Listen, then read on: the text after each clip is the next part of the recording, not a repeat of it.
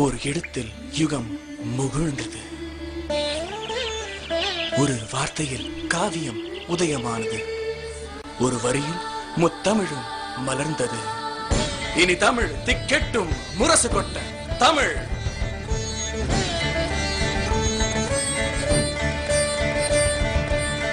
தமிழ் எங்கள் பேச்சு, தமிழெங்கள் மூச்சு.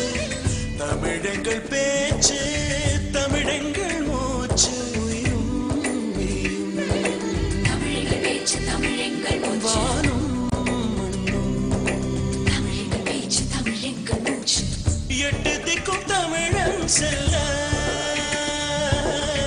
தரணி எங்கும் தமிழே பேச.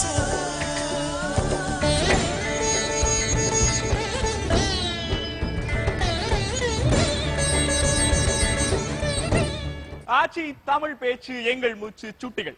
தமிழகத்தினுடைய இளம் பேச்சாளர்களுக்கான இந்த தேடல் நிகழ்ச்சியில துறைதோறும் தமிழ் கடந்த வார தொடர்ச்சி இந்த வாரமும் தொடர்கிறது.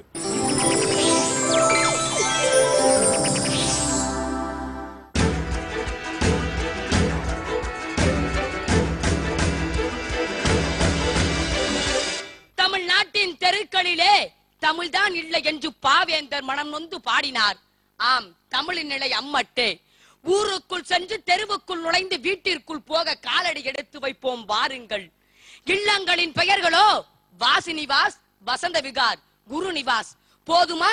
எங்கேயாவது யாராவது தமிழ் குடில், தமிழன் இல்லம், தமிழகம் என்று தமிழிலே பெயர் வைத்தால் அவர்களுக்கு அரைவேக்காட்டு பைத்தியங்கள் என்று பெயர் வைத்து விடுகின்றார்கள்.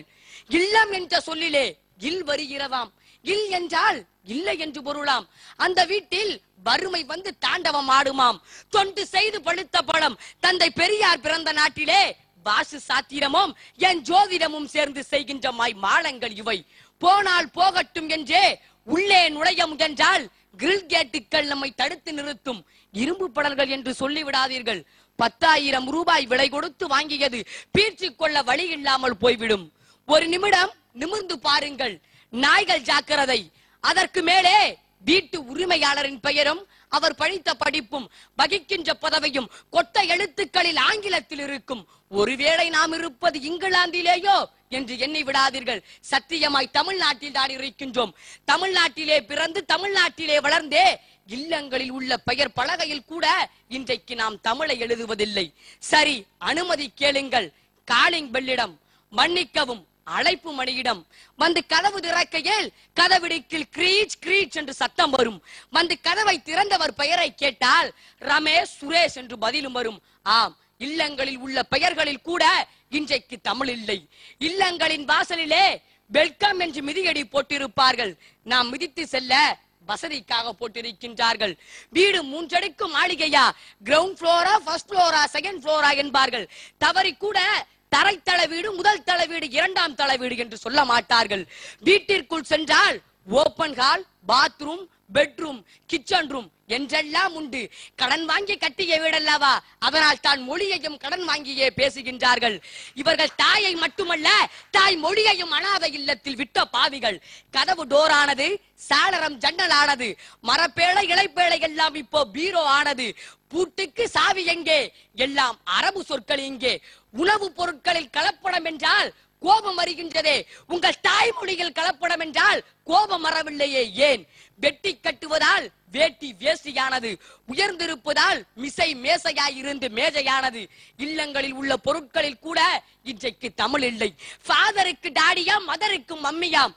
அப்பா அம்மா என்ற சொற்களை எல்லாம் தமிழர்களே இன்றைக்கு அம்மியில் வைத்து நசுக்கி விட்டீர்களே. அதுவும் மம்மி என்று அழைக்கின்ற போதே அந்த தாய் அடைகின்ற பூரிப்பு மகிழ்ச்சி எவ்வளவு தெரியுமா? இன்ற பொழுதின் பெரிதுவக்கும் தன் மகன் மம்மி என்று அழைக்க கேட்ட தாய் என்று புது குரலே படைக்கலாம். வள்ளுவரே, என்னை மன்னித்து விடுங்கள். இவர் எல்டர் பிரதராம், இவர் எங்கர் பிரதராம். அண்ணன் தம்பிகள் என்று அண்ணாவும் தம்பியும் சரித்திரம் படைத்து விட்ட நாளில்தான் இந்த கொடுமை. அதைவிட தமையன் தம்பி என்று தீந்தமிழில் அழகான சொற்கள் உண்டு. எல்டர் பிரதர், எங்கர் பிரதர் வேண்டும் என்பவர்கள் இவர்கள் கனியிருக்க காய் கவரும் தமிழ் மக்கள் அல்ல, தமிழ் மாக்கள். 5 அறிவு விலங்கிற்கு தெரிந்த தமிழ், பகுத்தறிவு தமிழனுக்கு தெரியாமல் போனதே ஏனோ. ஆம், இன்றைக்கு நாம் உண்ணுகின்ற உணவில் கூட தமிழ் இல்லை. பசி எடுத்தால் தமிழா ரைஸ் கேட்கின்றாய், சாதம் கேட்கின்றாய், என்றாவது சோறு கேட்கின்றாயா? சோறு என்றால் அரிசி உணவு என்று பொருள், இறைவனினுடைய திருவடி நிழல் என்றும் பொருள். வெந்த அரிசிக்கும் வேகாத அரிசிக்கும் வேறுபாடு அறியாத ஆங்கிலத்திலே கேட்கின்றாயே. கருவேப்பிலை கார்பிழையானது, சந்தனம் சாண்டலானது. இல்லங்களில் உள்ள உணவு பொருட்களிலும் பயன்பாட்டு பொருட்களிலுமே இன்றைக்கு தமிழ் இல்லை. மார்னிங் பெட்ல இருந்து எழுந்திருச்சு டீயை குடிச்சிட்டு பிறகு டிஃபன் பண்ணிட்டு ஆபீஸ்க்கு கிளம்பி இந்த டிராபிக்ல போனா மதியானம் ஆபீஸ்லயே லஞ்ச முடிச்சிட்டேன், இப்ப வீட்டுக்கு வந்திருக்கேன், டயர்டா இருக்கு, ஒரு டீ போட்டுருவா என்று நாகரிக தமிழில் பேசும் தமிழர்களே, நான் ஒன்று சொல்லிக் கொள்ள ஆசைப்படுகின்றேன். நீங்கள் நாகரிக தமிழில் பேசவில்லை, தமிழன் என்ற அடையாளத்தை இழந்து கொண்டிருக்கின்றீர்கள் என்பதை மட்டும் மறந்து விடாதீர்கள். செந்தமிழுக்கு ஒரு தீங்கு வந்த பின்னும் இந்த தேகம் இருந்தொரு லாபம் உண்டோ என்ற பாவேந்தனினுடைய பாடல் வரி எனக்குள் கனலாய் இருக்கின்றது. தமிழன் பண்பாடே உறவு முறை, பழக்க வழக்கம், உணவு முறை எல்லாவற்றையும் அழித்து அனாதையாக ஆசைப்படுகின்றான்.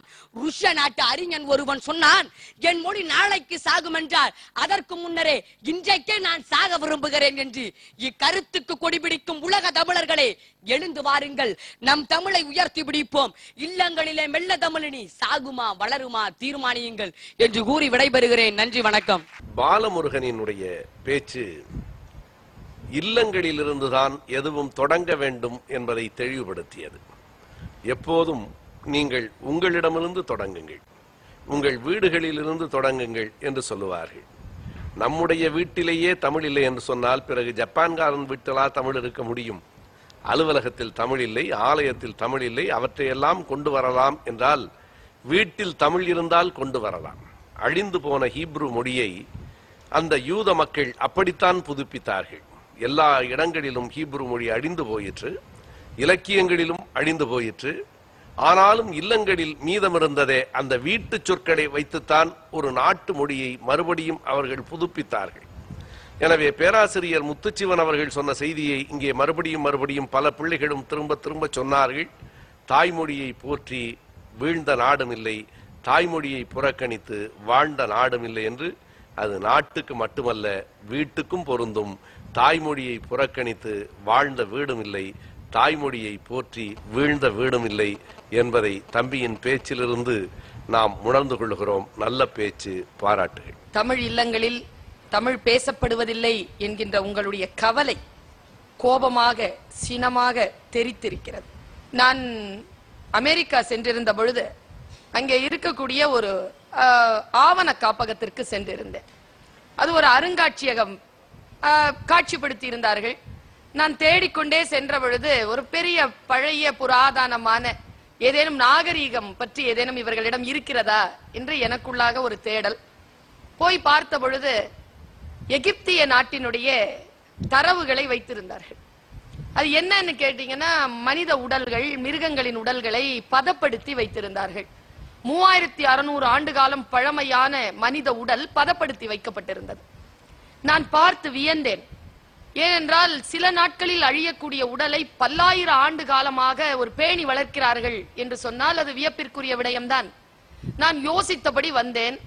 எகிப்திய நாகரிகம் பன்னெடும் காலம் பழமையானது, அதே போலதான் தமிழும் பழமையானது.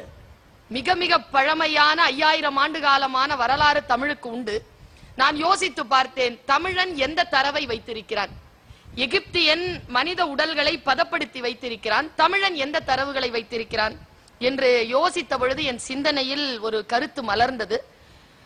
எகிப்தியர்கள் பிணங்களை தோண்டித்தான் தன் அடையாளத்தை காட்டிக் கொண்டிருக்கிறார்கள். தமிழர்களுடைய வரலாற்றில் மன்னர்களுடைய உடல்கள் எங்கே போனது என்று தெரியாது. அவர்களுடைய சமாதி கூட இல்லை, அவர்கள் வாழ்ந்த அரண்மனை கூட நம்மிடத்தில் இல்லை. அப்பொழுதுதான் ஒரு உண்மை புலப்பட்டது. எகிப்தியர்களைப் போல பிணங்களை தோண்டி தன்னை அடையாளப்படுத்துகின்றவர்கள் இல்லை தமிழர்கள். அவர்கள் தன்னுடைய மொழியை தோண்டித்தான் தன் வரலாற்றினை அடையாளப்படுத்தி கொண்டிருக்கிறார்கள் என்று நான் சிந்தித்தேன்.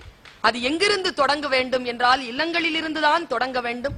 இன்றைய இல்லங்களில் தொடர்கள் தமிழிலே பேசப்படவில்லை என்றால் அது ஆங்கிலத்தில் பேசப்பட்டால் வேறு ஆங்கில மொழி வளர்ந்து கொண்டிருக்கிறது என்று பொருள். ஆனால் ஆங்கிலமும் முழுமையாக பேசாமல், தமிழும் முழுமையாக பேசாமல், ஆங்கிலத்தையும் தமிழையும் வார்த்தைக்கு வார்த்தை கலந்து பேசக்கூடிய இந்த இழிநிலை சத்தியமாக சொல்லுகிறேன், இப்படி ஆங்கிலமும் தமிழும் வார்த்தைகளுக்கு வார்த்தைகள் சேர்த்து பேசக்கூடியவர்களுக்கு ஆங்கிலமும் சரியாக வராது, தமிழும் சரியாக வராது.